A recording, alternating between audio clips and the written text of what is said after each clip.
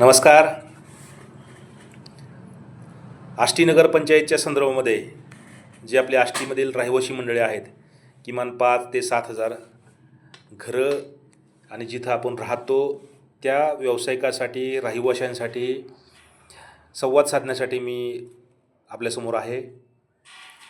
गेल्या आठवड्यापूर्वी आपण आष्टीमध्ये जे काही कर मूल्य निर्धारण आपल्या बोलीभाषेमधलं जर म्हटलं तर पट्ट्या, जे काही नगरपंचायतच्या पट्ट्या आहेत, टॅक्स, आपण त्याला टॅक्स म्हणतो, तर त्या टॅक्सच्या संदर्भामध्ये काही नोटिसा आल्या होत्या. त्या नोटिसामध्ये ज्यांना 1,000 रुपयाची नोटीस दिली पाहिजे त्यांना 80,000ची नोटीस, ज्यांना 2,000ची नोटीस दिली पाहिजे टॅक्सेसची त्यांना 1.5 लाख, कोणाला 3 लाख, म्हणजे तुगलकी पद्धतीने जे टॅक्सेस आष्टी नगरपंचायतच्या पदाधिकाऱ्याने पाठवलेले आहेत.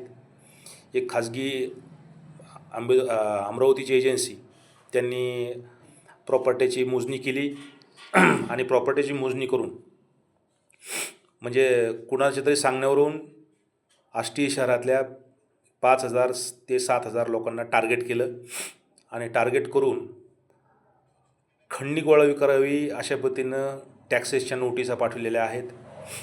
अनेक लोक भेटले, त्यांनी सांगितलं की याच्यामध्ये आपण काहीतरी बोललं पाहिजे.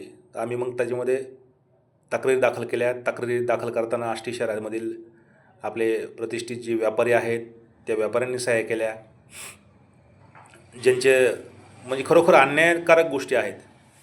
मी अनेक ठिकाणी पाहिलं की जिथं समान इमारती, ते म्हणजे समजा आपण विचार केला तर 3,500 स्क्वेअर फूट जर इमारत असेल एखाद्याची, तर त्याला 1,200, 1,500 किंवा 3,000 रुपये आकारणी केली पाहिजे. परंतु तिथं 80,000, 1.5 लाख, 1.25 लाख आणि नगरपंचायतचे पदाधिकारी यांनी काही लोकांना तितक्याच ज्या इमारती आहेत त्यांना मग 900 रुपयाची, म्हणजे जवळच्या लोकांना 900 रुपयाची अशा पद्धतीनं. बरं, याच्यामध्ये जे कायदे आहेत त्याच्यामध्ये नगरपंचायत अधिनियमानुसार तर आपल्याला विकासाच्या कामासाठी टॅक्स भरलाच पाहिजे. टॅक्स भरण्याला विरोध नाही आहे. जे लोकांना आता आपल्याला रस्ते पाहिजेत, नाल्या, इलेक्ट्रिसिटी संदर्भात, स्वच्छता संदर्भामध्ये आपल्याला नगरपंचायतची मदत लागते, ते त्यांचं कर्तव्य आहे. आपण टॅक्स भरणं आवश्यकच आहे. परंतु टॅक्स भरायचा आहे की खंडणी भरायची, हा खूप मोठा प्रश्न या ठिकाणी निर्माण झालेला आहे. अनेक लोकांनी मग त्याच्यामध्ये तक्रारी करण्यासंदर्भामध्ये सगळे आम्ही एकत्र झालो, तक्रारीसुद्धा दाखल केल्या. माझे सुद्धा आष्टी शहरामध्ये घर आहे, मी सुद्धा त्याच्यामध्ये सही केली. म्हणजे अन्यायकारक गोष्टी झाल्या. महाराष्ट्र परिषदा, नगरपंचायती व औद्योगिक नगरी अधिनियम 1965, हा जो 1965चा कायदा आहे, कलम 104, कलम 105 व त्यातील सेक्शन 4(1) नुसार निवासी प्रायोजनाच्या जे काही इमारती आहेत त्याच्यामध्ये दुपटीपेक्षा, म्हणजे नजीकच्या दिनांकाला जी काही टॅक्सची पावती दिली होती तर त्याच्यामध्ये दुपटीपेक्षा कर आकारणी करू नये अशा पद्धतीने कायदाच आहे. आणि जर समजा अनिवासी प्रायोजनाच्या जमिनी आहेत किंवा इमारती आहेत त्याच्यामध्ये तिप्पट, जास्तीत जास्त म्हणजे तिप्पट टॅक्स आकारणी. म्हणजे समजा एखाद्याला जर 3,000 रुपये असेल तर 3,000च्या तुम्ही 6,000 रुपये घेऊ शकता, तशा पद्धतीने कायदा आहे.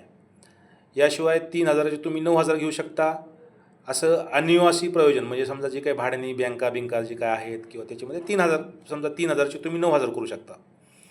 परंतु खंडणी गोळा करायची मला वाटतं तशा पद्धतीनेच नियम लोकांना हे केलं. सरळ खंडणीच मागा ना, मग असे काहीच गरज नाही ना तुम्हाला कायद्यात पुढे यायचं. खंडणीचा धंदा सुरू करा.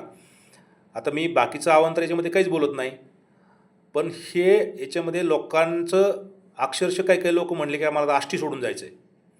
जर इतकी परिस्थिती बिकट असेल तर लोकांनी काय करायचं? तर मी पुन्हा एकदा सगळ्यांना आवाहन करतो, सगळ्या व्यापाऱ्यांना, रहिवासी मंडळीला, की कायद्याने आपल्याला उत्तर दिलं पाहिजे. आपण बिलकुल कायदा हातात घेत नाहीत, आपण काही त्याच्यामध्ये आपल्याला काही चूक नाही, पण जर आपल्या अन्याय होत असेल आपल्यावर तर कायद्याने उत्तर दिलं पाहिजे.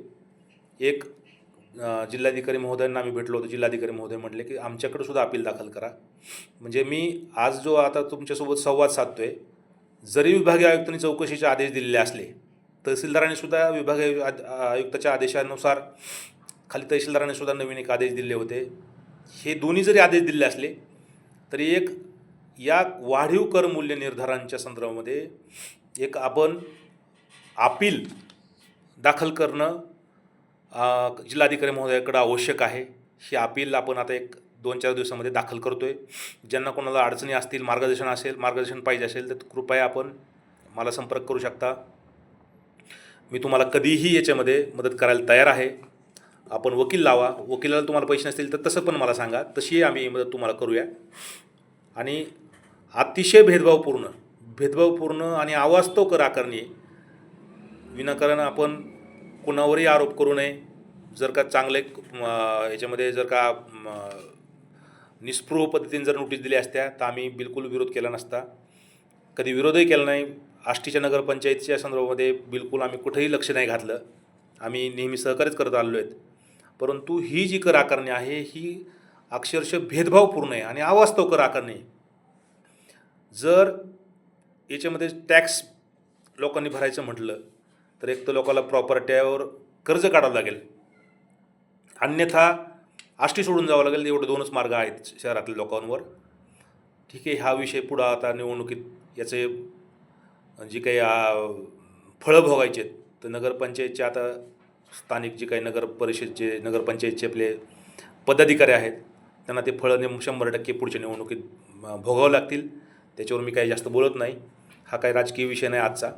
पण मी एकच सांगतो, 2025मध्ये म्हणजे आपण मागच्या वर्षी म्हणूया, एक अमेंडमेंट सरकारने केलं होतं. राज्यपालाच्या संमतीने एक परत अमेंडमेंट याच्यामध्ये मंजूर झालं होतं आणि त्यात दुरुस्ती सरळ अशी झाली होती की जर का समजा कुणी जर टॅक्स भरू शकत नसेल तर ते टॅक्स माफ करण्यासंदर्भात सुद्धा नगरपंचायतीला किंवा नगरपरिषदेला अधिकार दिलेले आहेत.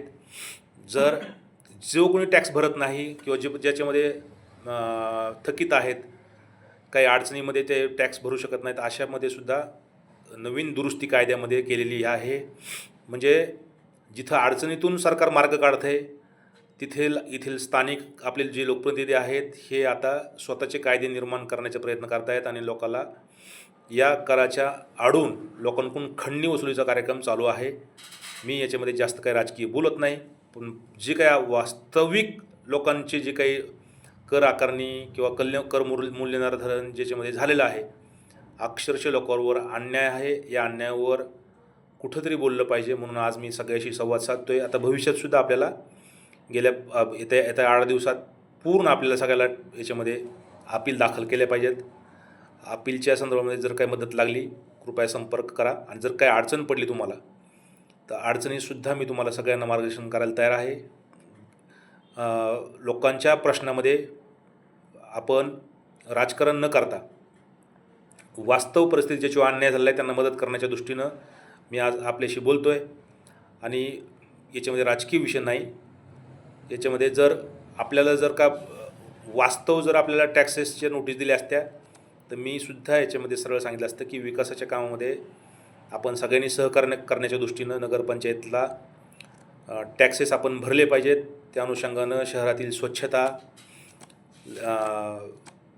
बाकीच्या ज्या सुविधा आहेत शहरातील वेगवेगळ्या रस्त्याच्या कामासंदर्भात किंवा वेगवेगळ्या सुविधा त्याच्यामध्ये आपल्याला नगरपंचायतीला सहकार्य करणं आवश्यक आहे. मी सुद्धा सांगितलं असतं की आपण सगळे सहकार्य करू, परंतु पूर्ण बोगस पद्धतीची कर आकारणी शहरातील नागरिकांना वेठीस धरण्यासाठी केलेली आहे. ही 100% खंडणीची मागणी आहे. ही खंडणीची मागणी आपल्याला आता उधळून लावायची आणि याच्यामध्ये आपल्याला धडा शिकवायचा आहे. त्या संदर्भामध्ये आता पुन्हा सगळ्याला विनंती करतो की अपील दाखल करण्यासाठी आपण तयार राहा. अपील दाखल करायचे आहेत आपल्याला. एवढंच या ठिकाणी सांगतो आणि थांबतो.